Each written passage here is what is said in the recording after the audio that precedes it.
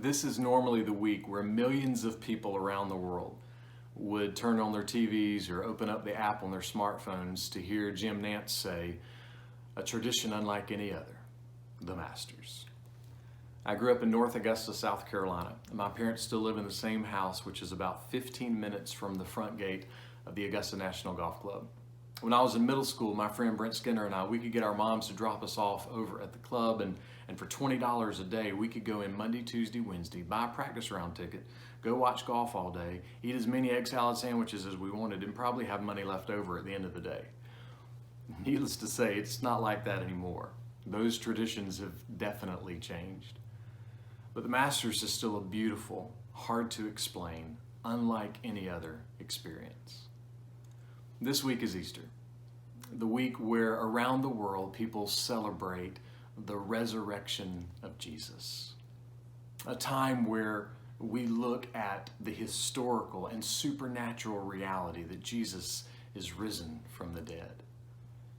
This Easter will be different.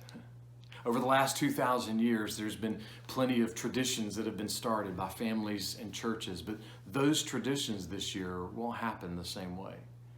It will look completely different.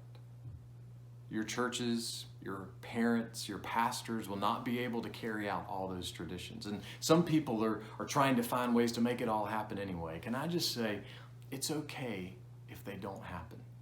It really is. You see, probably more now than at any other time in the last 100 years, one of the best ways that we can honor and serve Jesus on this Easter week is to stay home.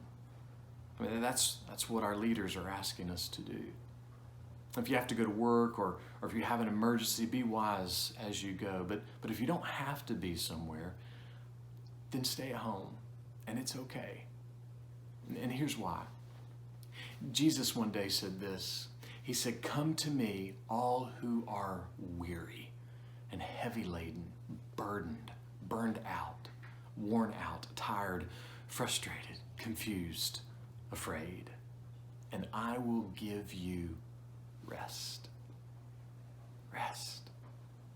You don't have to go to the sanctuary. You don't have to go to the front of the church and take a picture with a cross. Those things are fine, but you don't have to do that. See, because of the crucifixion and the resurrection and the ascension, because of the reality of those things, you can come to Jesus anywhere, especially in your home. Our church, like every other church and every other family and every other business, has been squeezed this week. And I couldn't be more proud of how I have watched our folks pray and give and share and watch and find ways to show mercy, even from their own homes. And so I would say, keep up the good work. And for all of us, look for ways that you can show mercy. This Easter will be a tradition unlike any other. But that's okay, because for whatever we can't do, the one thing, the needful thing that we can do in our homes, from a computer screen or a TV screen, is we can worship and enjoy and embrace the Master, the risen King, Jesus, the Christ. Much grace and peace and joy and hope to you.